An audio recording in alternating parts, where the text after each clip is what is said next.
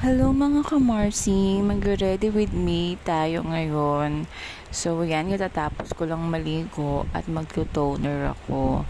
So, nag-breakout din ba kayo katulad ko? Kasi kitang-kita naman sa mukha, 'di ba, na grabe yung breakout sa mukha ko. Actually, nagsalubong ako ng Pasko, bagong taon. Ang lala ng pimples ko sa mukha. So, minsan talaga nagbe-breakout ako tapos minsan ang kinis naman ng mukha ko. Ewan ko kung bakit bumalik ngayon. So, pagkatapos ko mag-toner, naglagay naman ako ng protection para sa aking kilikili. Para mabuhay naman yung iba, 'di ba? So, habang pinapatuyo ko yung toner sa mukha ko, naglinis na rin muna ako ng tenga. Tapos maglalagay ako ng sunblock sa mukha or sunscreen para kahit papaano may protection tayo sa araw. Itong gamit ko lahat ng gamit ko puro Glow 21. Simula sa toner, sunscreen, tsaka sa mga collagen, puro Glow 21 yung gamit ko. And then pagkatapos ko, maglalagay ako ng foundation na binili ko sa Watson para kahit paano ma-cover up yung aking mga redness sa mukha. Actually, hindi ako marunong mag-makeup. Magka-try lang ako. Masteral ako. Hindi, joke lang. Aral pa lang ako mag-makeup. Kaya, huwag nyo akong i-judge. Kasi, di talaga ako marunong mag-makeup.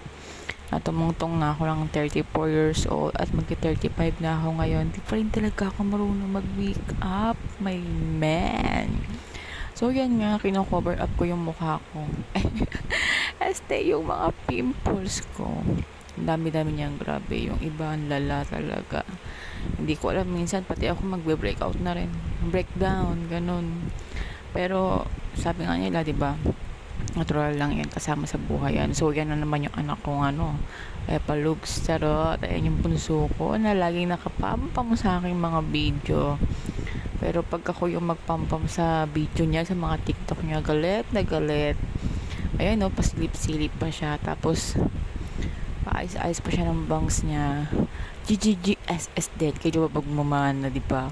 Tapos siya nag-sermon pa ako kay ate kasi kukuha siya ng labena, yung nilalagay sa ilong, o nose strip. Eh sabi ko sa kanya, wag muna siya gumamitan kasi makinis pa naman yung mukha niya. Gusto niya gumamit ng mga skincare. Eh, makinis pa naman yung mga mukha nila. Kung ako lang, hindi ko kailangan gumamit ng skincare kung makinis ang mukha ko. Kasi talaga sa totoo lang, nakakatamad naman talaga, di ba?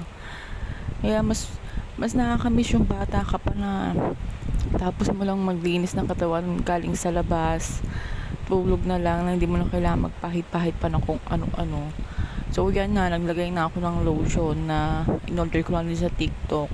Gusto ko siya kasi bukod sa hindi malagkit, ang smooth niya sa katawan. So kung gusto nyo, PM nyo kung ano yan. Pero available lang naman siya lahat sa TikTok.